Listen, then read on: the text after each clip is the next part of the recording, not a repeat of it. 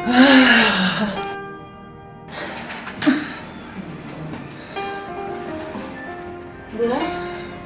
आज पार्टीमा साह्रै रमाइलो भयो है?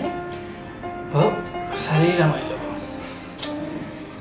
2 दिन भएको थियो केही नखाएर पार्टीमा जाएर चाहिँ खाउँला भनेर मजाले खाइयो, पेट फुट्ने गरी। अब 3-4 दिन फेरि ढुक्कै भयो। फेरि अब अर्को पार्टी 3-4 दिन पछाडि कता छ त्यो बुझ्दै गर है। सेड्युल मिलाएर त्यतै टाढ ठोकिहाल्नुपर्छ। साँच्ची मेरो साथीको इन्गेजमेन्ट छ अरे, त्यहाँ गएर मजाले खानुपर्छ है। ए हो र? ए भइगयो नि त उसो भए। अब फेरि 2-3 दिन यहाँ कोठामा केही पनि खाइँदैन है बुढी। अब काठमाडौँको ठाउँ महँगो छ, पैसा पनि बचाउनु पऱ्यो नि। बरु यसो भाडामा यसो कोटसोट पाइँदैन? कोट लाएर जानुलाई अझै सानो पर्थ्यो, स्ट्यान्डर्ड जस्तो पनि देखिने।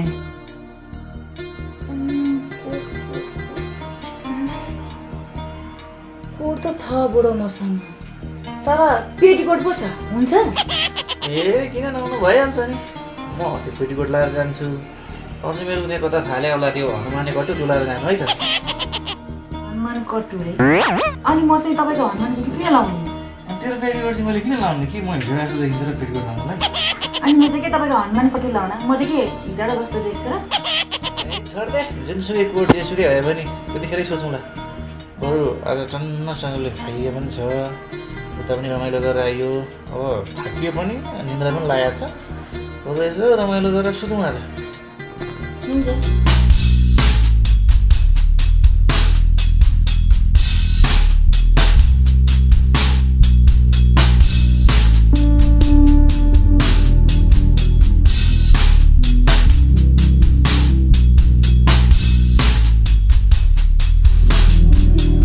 अलिक बिस्तारै गर है बुढा, आज त साह्रै दुखिरहेछ।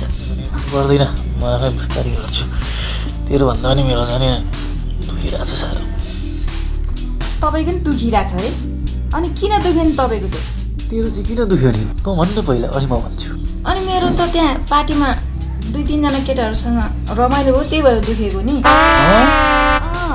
अनि तपाईँको चाहिँ किन दुखेको नि?